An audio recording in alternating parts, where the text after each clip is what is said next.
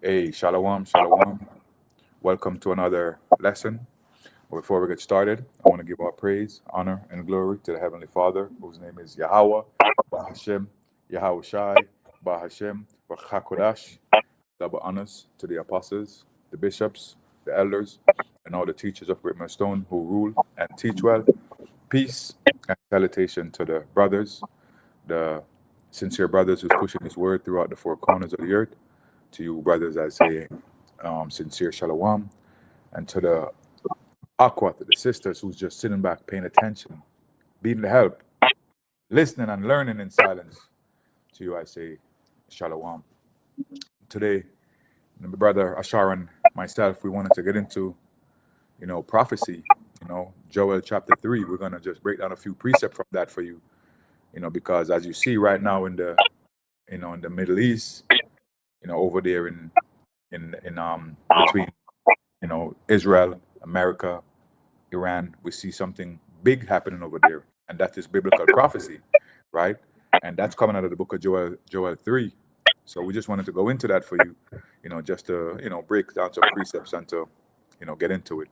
All right. So Ashar, you can start at So, Joel chapter 3 and verse 1.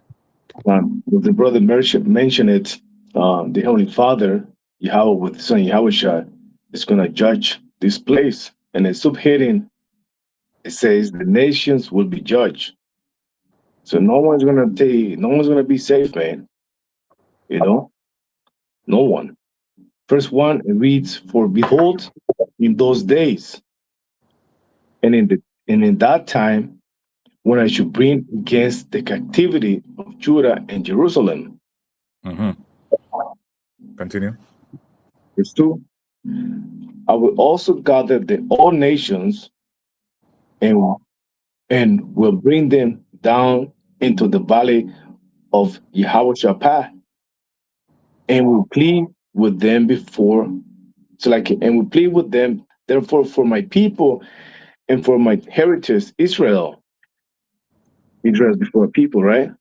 "Who they have scattered among the nations and parted my land." Yeah, so it says here, I will gather all nations, right?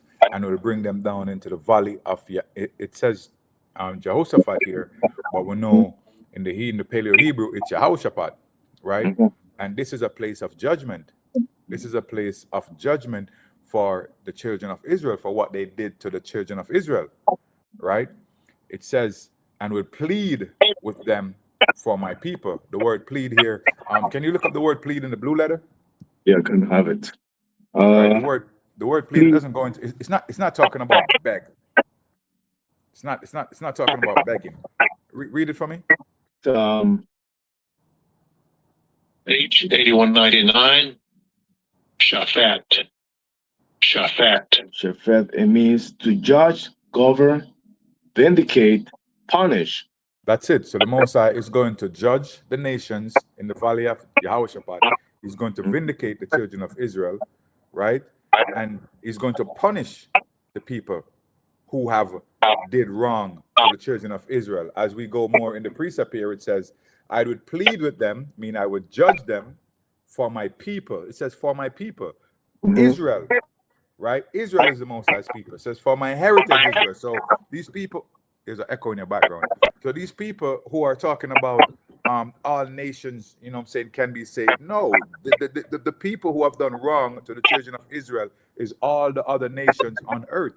The Edomites, the Amorites, the Moabites, the Ishmaelites, every nation on earth has done the children of Israel wrong. So the Most High is going to punish each and every one of those nations for the atrocity, for everything that they have done to the children of Israel, right? And now is the time.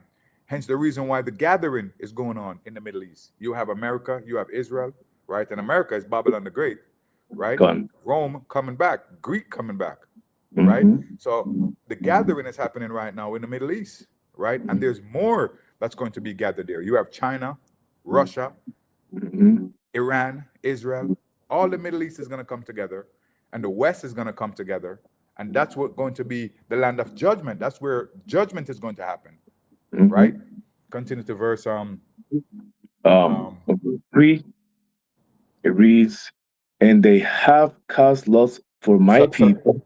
Salakia. Read back verse 2 again. Joel 2 and 3. I will also gather all nations and will bring them down into the valley of Jehoshaphat, Mm-hmm. and will plead with them there for my people and for my heritage of Israel, Mm-hmm. who they have scattered among the nations. So it and says who they have scattered amongst the Mhm. nations. So there is no spiritual scattering that happened.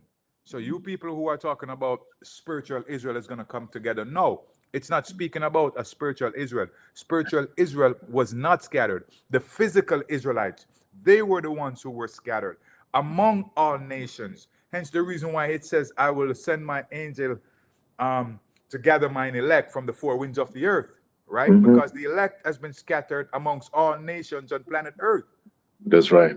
whom they have scattered among the nations and parted my land. So look at what you have: Israel, Palestine, Lebanon. All of these areas is where the Most High gave the children of Israel that land. But what happened? They have parted the land, made different nations. Israel as the 1948ers, Palestine, right? Iran, Iraq, all of this area here, Saudi Arabia. This is the land of the Israelites. But you guys have parted the land, separated it, and given it and split it amongst yourselves, right? Go ahead, verse 3. Joel 3. Verse 3, it reads, and they have cast lots for my people, and have given a boy for a harlot, and sold a girl for wine, that they might drink. Okay, so which nation on earth did this happen to? Right? Get that in the NLT for me, please. Which nation on earth did this happen to? This right here just happened to the Israelites. This never happened to the tiny hats, the small hats, the Ish people. It never happened to the Ishmaelites. It never happened to the Moabites. It never happened to Edom. Who did this happen to? This happened to the children of Israel. Hence the reason why prophecy is being fulfilled right now in front of your eyes. Read it for me Yeah. in the Verse 3 in NLT, they threw dice to decide which of my people will be their slaves. Okay, so they gambled. Mhm. They gambled, right? With the lives of the children of Israel. With the freedom of the children of Israel. Mhm. Go ahead. And it reads, they trade boys to obtain prostitutes and sold girls for enough wine to Yes, get drunk. Yeah, this is what these people do, and they did this in the early 1900s. So they have been doing these things, and even up to today, they're still doing these things. We see it with the Epstein files, Mhm. right? All right, go to verse 4. Yeah, first one said, yeah, and what have you have to do with me, O Tyrese and Zidon? Yeah, so this is speaking about the Hamites, man. Tyre and Zidon is African nations. So it's asking, yeah, and what have you to do with me, O Tyre and Zidon? Mhm. Right? Go ahead. And all the cause of Palestine, Mm-hmm. will you render me a recompense? And if you recompense me swiftly and speedily, will I turn your recompense upon your own head? Yeah, so you Hamites, you sold the children of Israel to the Edomites, right? The Hamites, they were the ones who sold the children of Israel to the Edomites. So now a recompense is happening, a payback is going to happen, and all of these nations are going to go into slavery. The same things that you did unto us is the same things that's going to be done unto you. So you sold us into slavery. Now it's your time to go back into slavery, right? Then this is prophecy just being fulfilled. This is not our words. We didn't write this book, That's right. right? This stuff was ordained from the beginning. And because of what you did, you're going to get a payback for that, right? Let me grab something real quick. We get this. Let me get Yeah, this. go ahead. Yeah, Isaiah 2.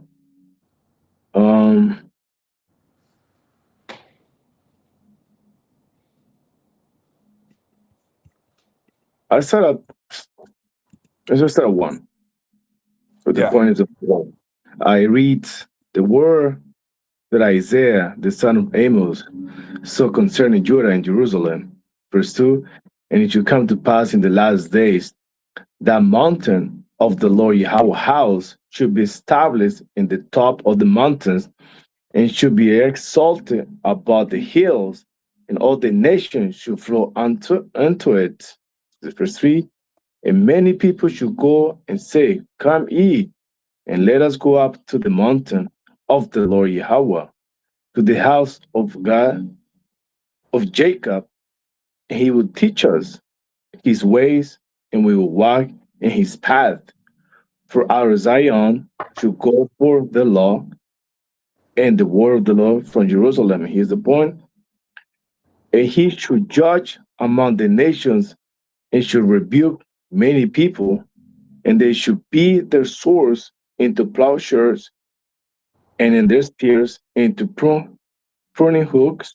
Nation should not lift up a sword against the nation, neither should they learn more. It's like neither should they learn war anymore. So in the kingdom of heaven, there's not going to be no war. You know, when the Yahushua established this place, there's not going to be more wars, right? But like the brother mentioned it, prophecy have to be fulfilled, right? World War III is just around the corner, man. You know? So it says, I read the last part again.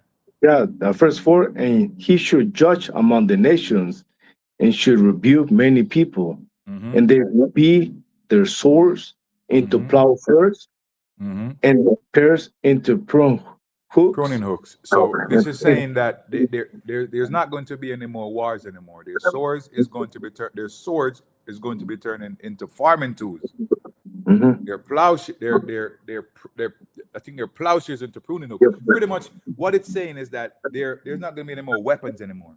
All their weapons are going to be turned into farming tools. They're going to be slaves. They're going to be working for us, right? They're going to be farming the land, building our empire. That's what they're going to be doing. That's what it's saying, right? You have more on that? No. I have Zephaniah 3 and 8. It says, therefore wait he upon me, saith the Lord Yahweh Ba'ashem Yashai, until the day that I raise up to the prey. For my determination is to gather the nations, that I may assemble the kingdoms to pour upon them mine indignation, even all my fierce anger. For all the earth shall be devoured with the fire of my jealousy. So the fire of the Most High's jealousy is those nuclear missiles, man. Right? And he's coming back with anger, with fierce anger. That's right. Right? And the kingdoms he's bringing together right now in the valley of Yehoshaphat. Like we mentioned, there's the Palestinians there. There's the small hats there. The Babylonians are there. Gog and Magog is there. The Moabites are there. The Elamites are there. Like all the nations are being gathered right now in the valley of Yehoshaphat. So this is where the judgment is going to be. This is where all of this is going to take place. Okay, right? let me back you up with this, because what you just said. This is in the same book of Joel 3 and verse 11. Assemble yourself and come, all you heathen. Yeah, all you heathen, and gather yourself together round about, tighter, cause the mighty ones to come down to the Lord Yahweh. Here's the point. Let the heathens be awakened and come up to the valley of Yehoshaphat. For the law I say to judge all the heathens round about. That is so it. All the brother mentions is going to be judged by the Heavenly Father, and that's why they're gathering over there right now, right? Yep. This is my words. Like this is not my words or the brother. This come from top. Yep. Yeah, it says, assemble yourselves, gather yourselves, all of the heathen nation. This is not our fight. This is not our fight. The Most High is not telling us to get up and go and fight against these heathens. No, this is a battle for the greatest kingdom on earth, or the greatest kingdom, Yahushua's kingdom. He's the one who's bringing these people down there, right, and gathering them to fight.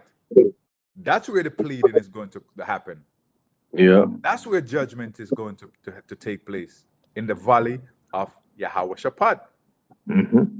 Right? Verse 12, when you just read verse 12, it says, let the heathen be awakened and come up to the valley of Yahweh-Shaphat. The gathering of the troops, that's where it's happening. Mhm.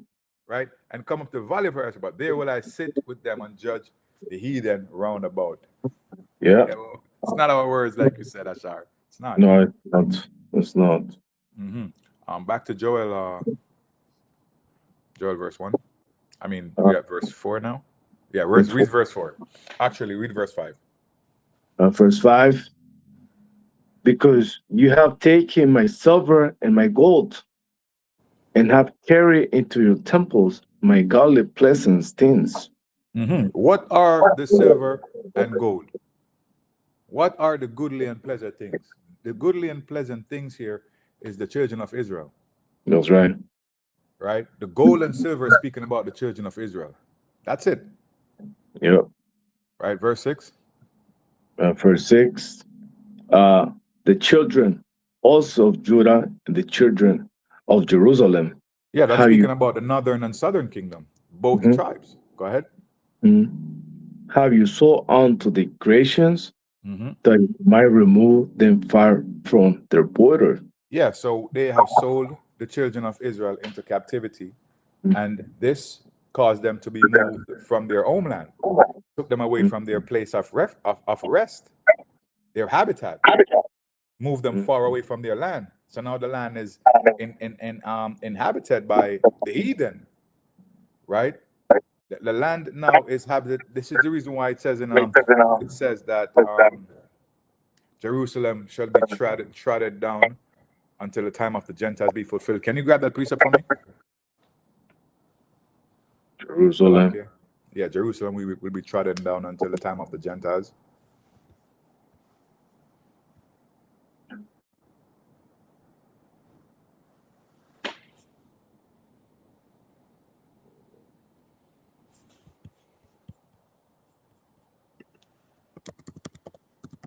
Luke 24.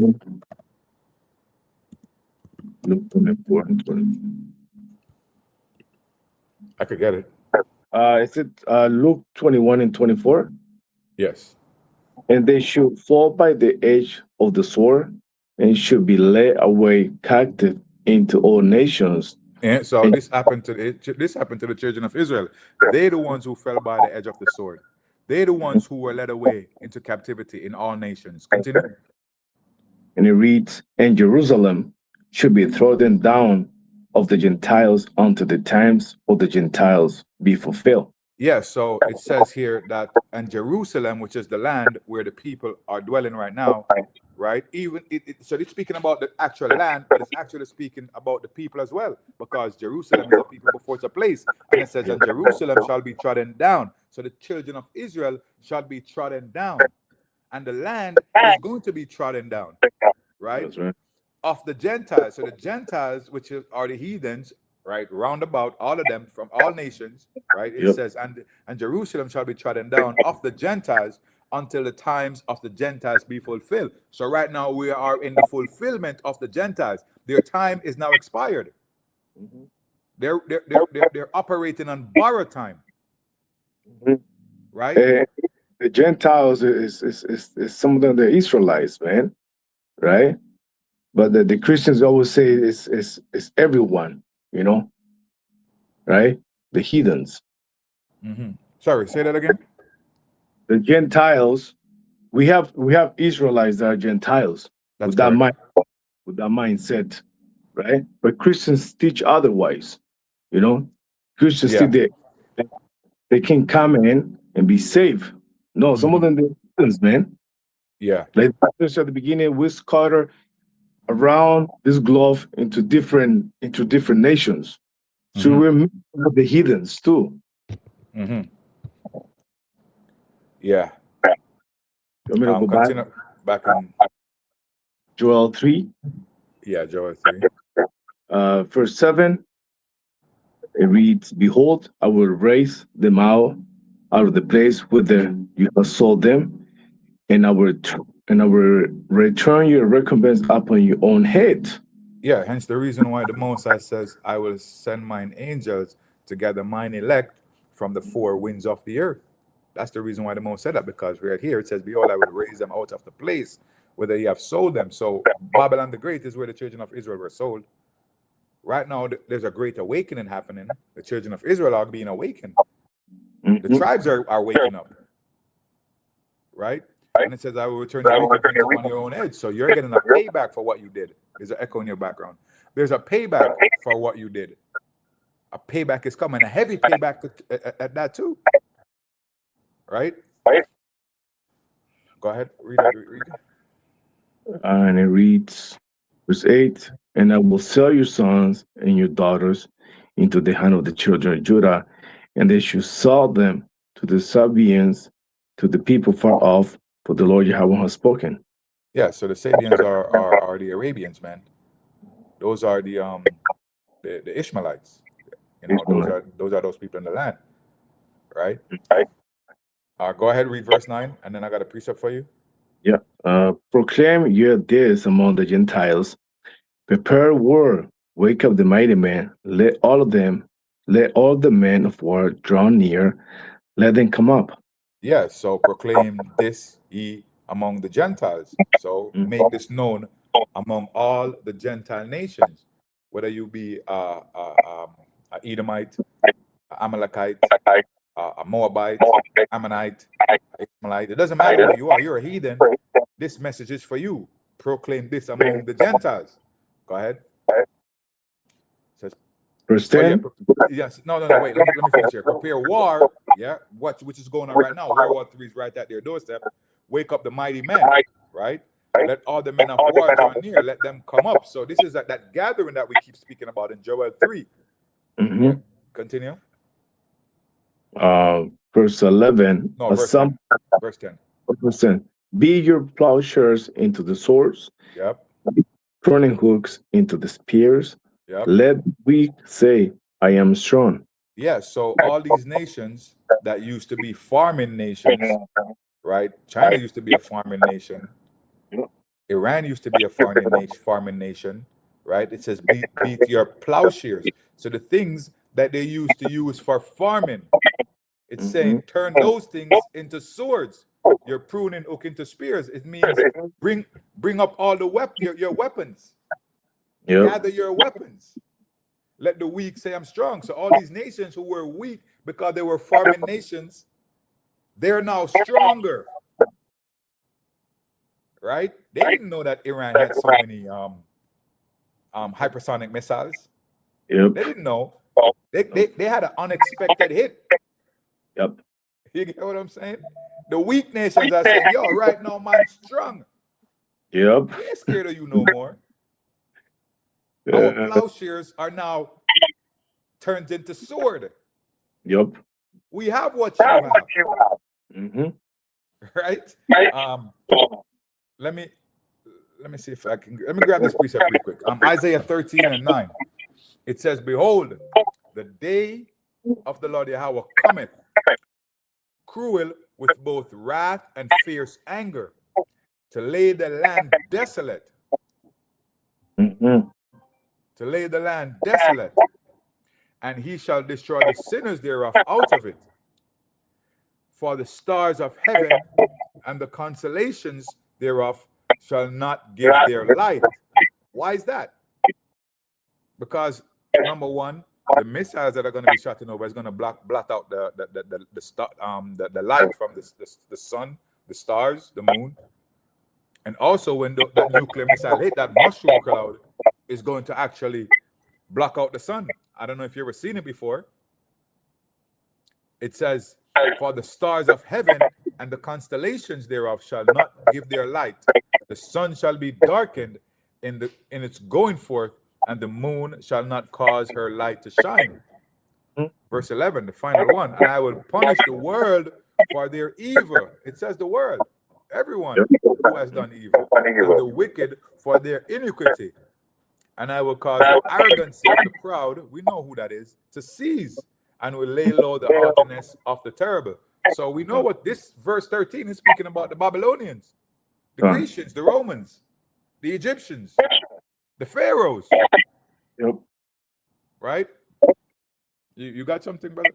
Something I just to add what you just said. This man is I believe right now he's in Ecuador with his army trying to, sort it out some stuff with narcotics and all the drug cartels. So he has army down there, and he also say that he wants to deal with Cuba.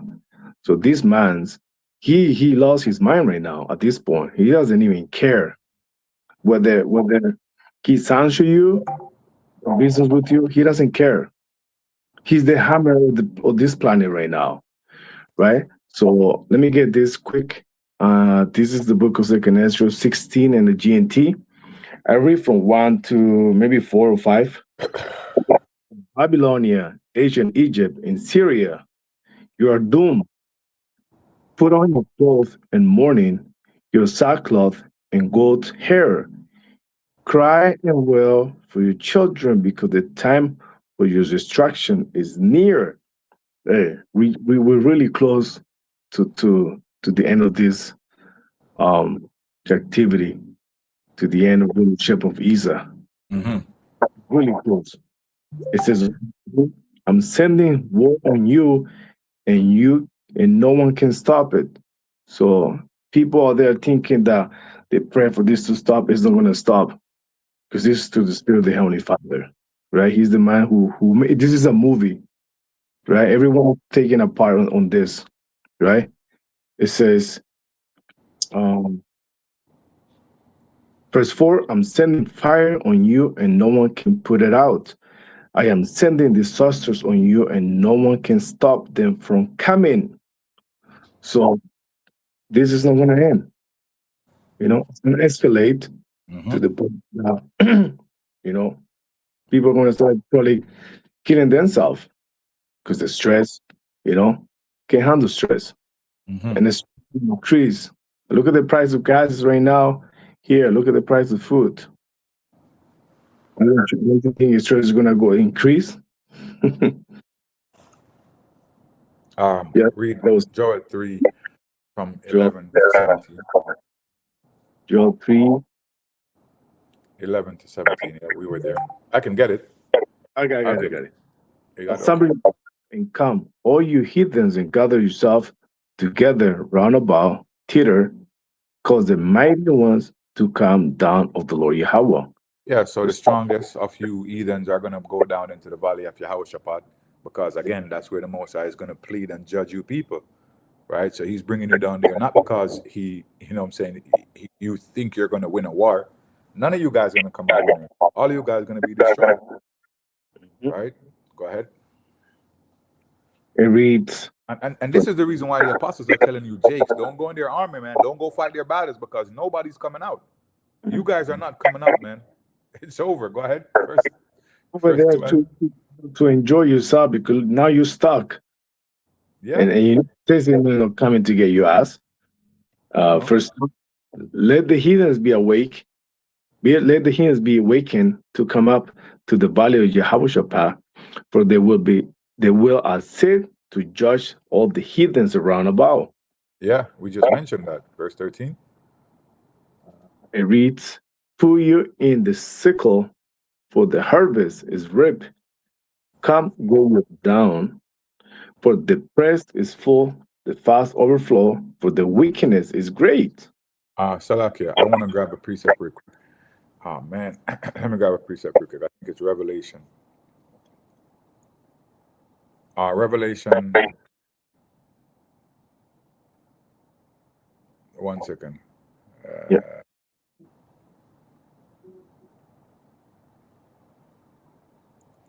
All right, I got two. Revelation 14:18. Actually, I'm going to read from verse 17. Revelation 14, verse 17. It says, and another angel came out of the temple, which is in heaven, he also having a sharp sickle. Right? Just want you to get people to get context of what a sickle is. Right? Verse 18, and another angel came out from the altar, which had power over fire, and cried out a loud cry to him that had the sharp sickle, saying, Thrust in thy sharp sickle, and gather the clusters of the vine of the earth, for her grapes are fully ripe. Who is this speaking about? Who is this speaking about? Asha, go to Isaiah 63, and we're going to read from verse 1, but let me finish here while you grab that. It says, and the angel thrust in his sickle into the earth, and gathered the vine of the earth, and cast it into the great winepress, right, of the wrath of Yahweh. And the winepress was trodden without the city, and blood came out of the winepress, even unto the horse bridle, by the space of 1,600 furlongs. So the horse bridle, I don't know if you ever stood beside a horse, man. A horse sits like 6 feet something. The bridle, that's how much blood is going to be spilled. Yep. Right? And who is the Grim Reaper? The Grim Reaper is the one who has the sickle. Right? And who is that? That's Yahweh with the sickle. Yeah. He's the one who's going to thrust in that sharp sickle. In the clusters of the grapes. And you people are the clusters. You people are the grapes. You people are the winepress. Right? Read Isaiah 63 for me, brother. Isaiah 63, verse 1, and it reads, Who is this that cometh from Edom? With thy garments from Bosra? Yeah, so because of all the killing that's going to happen, right? His garment is dyed red. That's bloodshed, right? Metaphorically speaking. Continue. Yep. This that is glorious in his apparel, traveling in the greatness of his strength. No other person is going to be traveling in the greatness of his strength except for Yahweh Shai. Right? So just know that this is speaking about Yahweh Shai. Continue. With the chariots. With the chariots. Khan, Tawada. People don't get confused when they see something in the sky. They think the little green man. Hey, man, if you think the little green man, good for you, man. So watch out when that little green man come out of that chariot. Read, I that speak in righteousness, mighty to save. Wherefore art thou arrayed in thy apparel, and thy garments like him that threaded in the wine fat. Yeah, so right there we have it. The wine fat, and he's treading in the wine fat. So this is what you call precept upon precept, line upon line. Here a little, there a little. So you have one precept explaining the other one. Isaiah 63 is letting you know what's going on in Revelation 14. Right? So this is speaking about Yahweh Shai. He's the one, he's the Grim Reaper. He's the one with the sickle. He's the one who's coming to deal with you people in that particular way. Yeah. Right? Anyway, that's that on that. I want to finish off Joel Joel 13, 3 Joel 14 now. Yeah. I read multitudes in the valley of decision. For the day of the Lord Yahweh is near in the valley of decision. So you people out there are speaking about you can't wait for Yahweh Shimei Shai to come back. You don't know what's going to happen when he comes back. You don't know how grim that day is going to be, that wicked that day is going to be. Yeah. Right? You don't know what to expect. That's right. Okay, verse 15.